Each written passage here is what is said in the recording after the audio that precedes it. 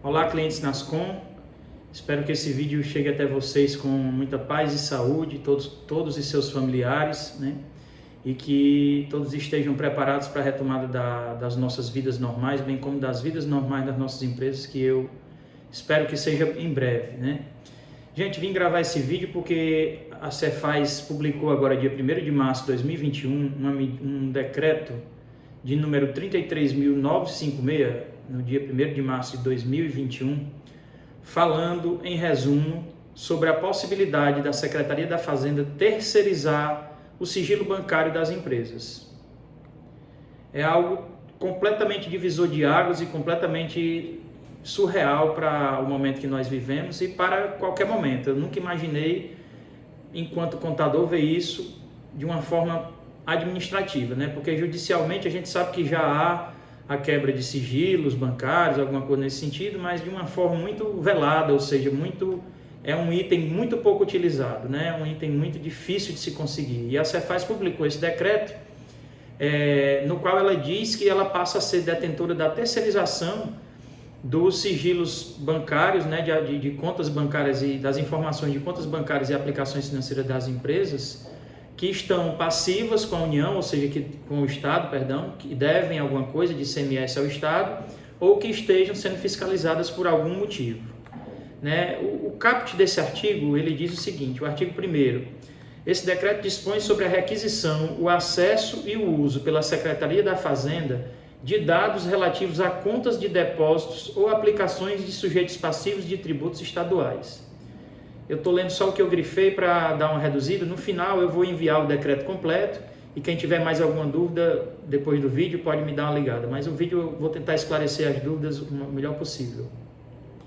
O parágrafo 1º diz que o disposto no caput desse artigo aplica-se quando, em razão de ação fiscal realizada por servidor da Cefaz, integrante do grupo Tributação, Arrecadação e Fiscalização, haja a necessidade de constatar alguma informação como essa, né? Então, vamos supor, eu sou devedor da Cefaz. Por eu ser devedor, a Cefaz já tem autorização para terceirizar o meu sigilo bancário em relação às contas da empresa, certo?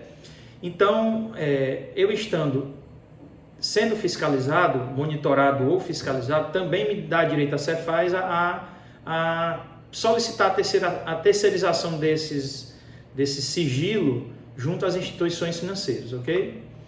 O artigo 2º diz que a requisição dos dados somente será considerada necessária em algumas hipóteses, certo? Vejam quais são essas hipóteses. O item 1, né? O inciso 1 diz subavaliação de valores de operação, inclusive de comércio exterior, de aquisição ou alienação de mercadorias, bens ou direitos, ou seja, quando a Cefaz achar que eu fiz uma compra e que o valor daquele produto não bate com o valor comercial, ela pode solicitar administrativamente que seja terceirizado esse sigilo bancário. Não é quebra de sigilo, porque na verdade é uma quebra de sigilo, mas o termo que eles usam é terceirização de sigilo. Então eu vou ficar usando esse termo terceirização, que é o que eles usam, mas no entendimento nosso, sabe-se que é uma quebra do sigilo bancário, certo? E de aplicações, né? Então, se você de repente comprou uma mercadoria na prática com meia nota, sei lá, eu comprei uma mercadoria que custa R$15, eu comprei a mercadoria por 7. A Cefaz percebeu essa transação, ela tem o direito e irá solicitar administrativamente a terceirização do seu sigilo bancário para conferir se o que entrou na sua conta confere com aquilo, ou se é algo parecido, ou se saiu da sua conta algo parecido. O inciso 2 diz que no caso de obtenção de empréstimo pelo sujeito passivo de tributos estaduais, ela também tem esse direito, ou seja, uma empresa que deve ao Estado e que pede empréstimo a banco, ela também pode ser fiscalizada nesse sentido, verificada nesse sentido, quebrado aí o sigilo bancário, terceirizado esse sigilo bancário, para que a Cefaz possa, de repente, através de auto de infração, cobrar a empresa, inclusive com o saldo desse empréstimo que ela fez ao banco. O inciso 3 diz, quando houver fundada suspeita de inadimplência fraudulenta de tributos estaduais, ou seja, no caso de uma empresa que, por exemplo, mandou a informação incompleta de ICMS, das vendas do mês, algo nesse sentido. Quando houver fundada suspeitas de irregularidade na escrita contábil ou fiscal de sujeitos passivos de tributos estaduais. Na verdade, aqui eu vou deixar a palavra sujeito passivo de tributos estaduais, que quer dizer a empresa que possui débito, como tudo que eu falar aqui é para as empresas que possuem débitos ou para as empresas que estão em fiscalização. Então não vou mais repetir esse termo porque vocês já ficam cientes que tudo aqui se aplica às empresas que têm débito e às empresas que estão sendo fiscalizadas, certo? Nesse caso aqui, no caso do inciso 4, é quando a contabilidade prestar uma informação errada, né? Então, de repente, a Cefaz viu a informação e comparou com as informações que elas têm internamente, XML, essas coisas, e viu que está errado, ela pode solicitar a confrontação disso, inclusive pedindo a terceirização do sigilo bancário. Quando houver fundada suspeita de ocultação ou simulação de fato gerador de qualquer dos tributos estaduais, ou seja, naquele mês em que possivelmente você informou ao contador que seu faturamento é R$1.000 e na realidade você faturou R$2.000 e a Cefaz percebeu que houve uma diferença, ela pode solicitar essa quebra do sigilo. Quando houver indícios de que o titular ou sócio da pessoa jurídica seja alguém que é interposto, na prática, digamos, o laranja, né? De repente eu tenho uma empresa que é no nome de alguém que não sou eu, mas o responsável por aquela empresa de fato sou eu. Então aquela pessoa seria um laranja. Então a Cefaz, percebendo que há uma situação como essa, ela também tem direito de solicitar essa terceirização do sigilo bancário. Quando houver indícios de subavaliação de valores relativos à aquisição ou alienação de bens ou direitos na compra, né, de bens, subavaliação ou superavaliação nas prestações sujeitas à incidência de tributos estaduais e de subavaliação no caso de alienação de bens, ou seja, eu vendi um bem da empresa e avaliei aquele bem com um valor bem baixinho, sei lá, vamos supor um carro, um caminhão que eu tinha e eu vendi por um preço muito abaixo do mercado, a Cefaz tem o direito de solicitar por conta desse item, né, desse quesito. No caso de indício de omissão de receita ou de entrada, ou seja, no caso de haver indícios de que eu deixei de informar tanto uma venda como uma compra, a Cefaz também terá o direito de quebrar seu sigilo bancário por conta disso.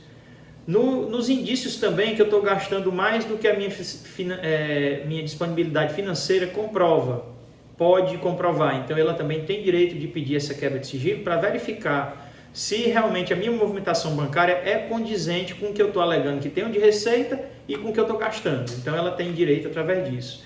E aí, o inciso 11, que fala que nos casos de recusa injustificada por parte do sujeito passivo na entrega de livros, documentos e arquivos fiscais ou contábeis. Ou seja, de repente você está sendo fiscalizado e se nega a fornecer ao fisco as informações que ele solicitou. Aí ele também tem direito de solicitar a quebra do sigilo fiscal para poder verificar, aliás, sigilo bancário, perdão, para poder verificar isso daí. Já que o sigilo fiscal ele já quebrou, porque como a empresa está sendo fiscalizada, ele tem acesso a tudo, né? Então, essa parte ele já tinha direito de hoje e sempre. E aí o item 12, que é o mais importante, que diz o seguinte: quando se mostrar oportuno ao levantamento fiscal mais preciso do movimento real tributável realizado pelo sujeito passivo em determinado período. Ou seja, quando se mostrar oportuno, é na hora que eles quiserem. Ou seja, então, isso aqui termina abrangendo tudo que a gente falou para cima e mais qualquer outra hipótese ou possibilidade que um fiscal possa vir a aventar. Então, minha gente, a Cefaz hoje tem direito a quebrar o sigilo das contas bancárias e aplicações financeiras de todas as empresas que tiverem débito ou que estiverem sendo fiscalizadas pela Cefaz. Isso é uma coisa muito importante, porque as empresas têm que estar atentas, a partir desse momento mais ainda, em relação à competência das coisas, por exemplo. O que isso quer dizer? De repente alguém tem aí contas pagas dentro da empresa, no nome dos sócios. De repente vocês têm aí contas de empresas terceiras pagas dentro da sua própria empresa, ou seja, às vezes o empresário tem mais de uma empresa, ele paga na conta de uma, despesas de outra empresa. Então, gente, isso não pode mais acontecer. A partir do momento que esse decreto foi publicado, as empresas que têm qualquer dívida junto à Cefaz e que, de repente, possam ser fiscalizadas, elas estarão sujeitas, a qualquer momento, a passar por isso, a terem seu sigilo bancário e de aplicações financeiras quebrado para verificação disso. Como é que isso vai acontecer na prática? A Cefaz vai quebrar o teu sigilo bancário, vai verificar que, por exemplo, você deve R$3.000 a Cefaz e você tem uma aplicação financeira de 10 mil. Ela vai lavrar uma auto-infração, para cobrar esses 3 mil, vai cobrar o auto de infração e você vai ser obrigado a pagar pela informação que o banco passou de que você tem capacidade de pagamento. Então, muito cuidado, porque isso é um momento muito delicado, é uma informação muito delicada.